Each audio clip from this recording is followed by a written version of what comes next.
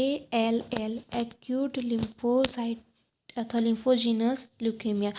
એનું કંઈ ખાસ આવતું નહીં, ખાલી થોડું ઘણું ઉપર સલ્લું જોઈ લઈએ આપણે કે એમાં જે મેં કીધું ને કે આ લિમ્ફોઇડ સિરીઝ છે, તો લિમ્ફોઇડ સિરીઝમાં જે બી પ્રોબ્લેમ થશે તો એ બધી ALLમાં આવશે. અને એવી ખાલી BALL અને TALL બે ખાસ ઇમ્પોર્ટન્ટ છે. દેખો આગળ બી મેં કીધું હતું કે ALL એ ચિલ્ડ્રનની અંદર ખાસ જોવા મળશે. આ લોકોને ક્લિનિકલ ફીચર્સ જોવા મળશે.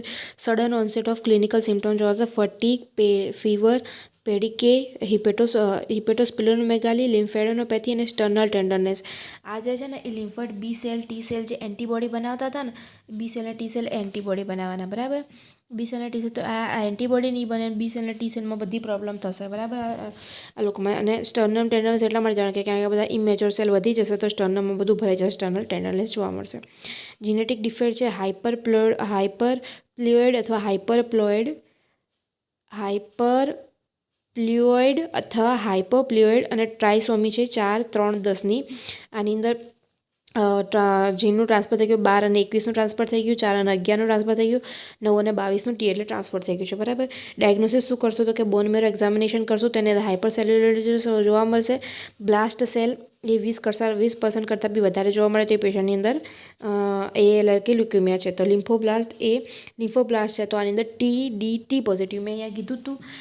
અહીંયા જે આ લોકોની અંદર TDT પોઝિટિવ આવશે અને CD34 પોઝિટિવ, બરાબર. અને પાસ પોઝિટિવ બી છે આની અંદર,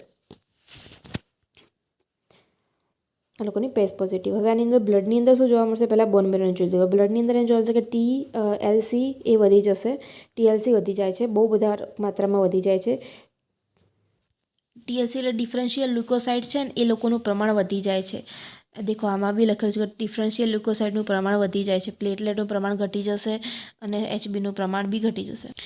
લ્યુકેમિયા છે તો લ્યુકેમિયા WBC છે એનું પ્રમાણ તો વધી જશે, TLCનું પ્રમાણ વધી જશે, HB ઘટી જશે, પ્લેટલેટ ઘટી જશે, લિમ્ફોબ્લાસ્ટ વધી જશે કારણ કે આ ALL છે, બરાબર. અને હવે ઇમ્યુનો ફિનોટાઇપિક જોઈ લઈએ તો આ લોકોની અંદર પ્રી-B એટલે કે પ્રીજનરેટર લિમ્ફોબ્લાસ્ટ એ પ્રી-BALL કરશે અને આ લોકોનું પ્રમાણ વધી ગયું હતું, બરાબર. અને પ્રી-T લિમ્ફોબ્લાસ્ટ હતો તો પ્રી-TLL કરશે. હવે આ લોકો પ્રી-BALL અને અહીંયા T છે, આ આગળનું B છે, આનું T છે. હવે આ લોકોનો ડિફરન્ટ આ લોકો એમ કર્યો છે કે BALL છે મોસ્ટ કોમન છે, T વાળું ઓછું છે. મેઇનલી આપણે બીની જ આખો દાડો વાત કરતા હોય તો B વાળું વધારે જોવા મળે છે, T વાળું ઓછું જોવા મળશે. B વાળું એ બોન મેરોમાં જોવા મળશે કારણ કે B ના અમે, T વાળું થાઇમસ એને જોવા મળશે કારણ કે થાઇમનમાં ના અમે, T ના અમે. અને B વાળું છે એ પ્યુબર્ટ 3 યર્સની અંદર આ લોકો પીક પકડે છે, BALL. જ્યારે આ છે ને એ પ્યુબર્ટીમાં પીક પકડે છે. અને પછી આમાં પેનસાઇટોપેનિયા જોવા મળે છે અને રિટ્રોસ્ટર્નલમાં જોવા મળે. પેનસાઇટોપેનિયા એટલે કે જે કહેવાય ને પેનસાઇટોપેનિયા બધા સેલ જતા રહે, બરાબર. પછી જોઈશું કે આની અંદર લોસ ઓફ ફંક્શન જોવા મળશે, આની અંદર ગેન ઓફ ફંક્શન જોવા મળશે. એટલે કે આ જે જીન છે જીનનું ફંક્શન જતું રહે છે, આની અંદર જીનનું ફંક્શન વધારે આવી જાય છે. BALL એટલે ગુડ પ્રોગ્નોસિસ છે, B વાળું સારું હોય, T વાળું પુઅર પ્રોગ્નોસિસ છે, બરાબર. પછી હવે પ્રોગ્નોસિસ ઓર ALL. પ્રોગ્નોસિસ આપણે જોઈ લઈએ તો આપણે આમાં એ જ લખેલી હતી જો FAB એટલે ફ્રેન્ચ અમેરિકન બ્રિટિશ ક્લાસિફિકેશન, કદી પૂછાતો નહીં પણ જોઈ લઈએ. L1, L2 અને L3. એટલે L1માં એમ કીધું છે કે આ લોકોનું ગુડ પ્રોગ્નોસિસ છે, L2નું ઇન્ટરમીડિયેટ છે, L3નું પુઅર પ્રોગ્નોસિસ છે. હવે L1નું એ પાસ પોઝિટિવ છે, L2 પાસ પોઝિટિવ અને L3 એ સુડાન B બ્લોક પોઝિટિવ.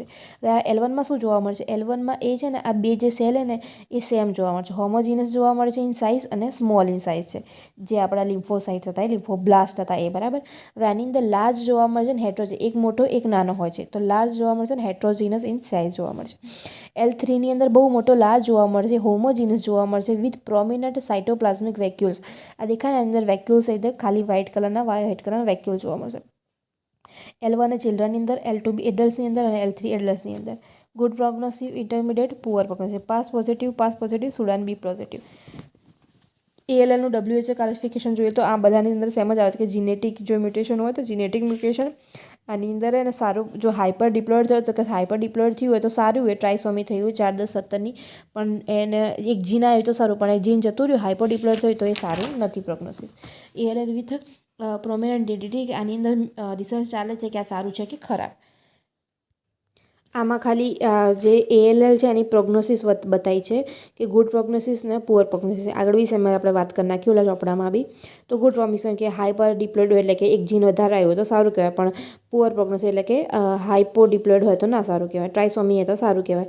અને વ્હાઇટ લોકો છે તો એની અંદર સારું કહેવાય, પણ જે બ્લેક લોકો છે તેની અંદર પુઅર પ્રોગ્નોસિસ આવશે. કેટલી એજ હશે તો સારું કહેવાય કે 1 થી 10 વર્ષની એજ હશે તો એ સારો રિસ્પોન્સ આપશે, પણ 1 વર્ષ કરતાં ઓછી અને 10 વર્ષ કરતાં મોટી એજ હશે તો એ પુઅર પ્રોગ્નોસિસ આપશે. ALL વચ્ચે જેન્ડર ગર્લ હશે તો એ સારો પ્રોગ્નોસિસ આવશે, એને જલ્દી મટી જશે. બોય હશે તો જલ્દી નહીં મટે. ઓછા બ્લાસ્ટ સેલ હશે તો સારું કહેવાશે, વધારે બ્લાસ્ટ હશે તો સારું નહીં કહેવાય. બીજું એ છે કે ઓર્ગન લેસ ઇન્વોલ્વમેન્ટ થયેલા હોય તો સારું કહેવાય, વધારે ઇન્વોલ્વમેન્ટ થયેલા હોય તો ના સારું કહેવાય. એ બધા થાઇમસના ટેસ્ટિસ ઇન્વોલ્વમેન્ટ થયા તો ના સારું કહેવાય. બીજું કે સબટાઇપ પ્રી BLL હોય તો સારું કહેવાય, પ્રી TLL હોય તો ના સારું કહેવાય. અને ઇન્ફિલ્ટ્રેશન અંદર ઓછું થયું હોય તો સારું કહેવાય, વધારે થયું હોય તો ના સારું કહેવાય. સ્ટીરોઇડ ડ્રગનો રિસ્પોન્સ આપે છે તો સારું કહેવાય, સ્ટીરોઇડ ડ્રગનો રિસ્પોન્સ ના આપે તો ના સારું કહેવાય. અંદર એન્ટી કેન્સર ડ્રગ તમે આપી શકો છો કે વિનક્રિસ્ટીન ને પ્રેડનિસેલોન ને બધી મિથાઇલ ટ્રેક્ઝેટ એ બધી તમે આપી શકો છો. અને એલોજેનિક બોન મેરો ટ્રાન્સપ્લેશન કરો તો એ માણસ જીવી જશે. LLની બસ ALLની આટલી જ વાત.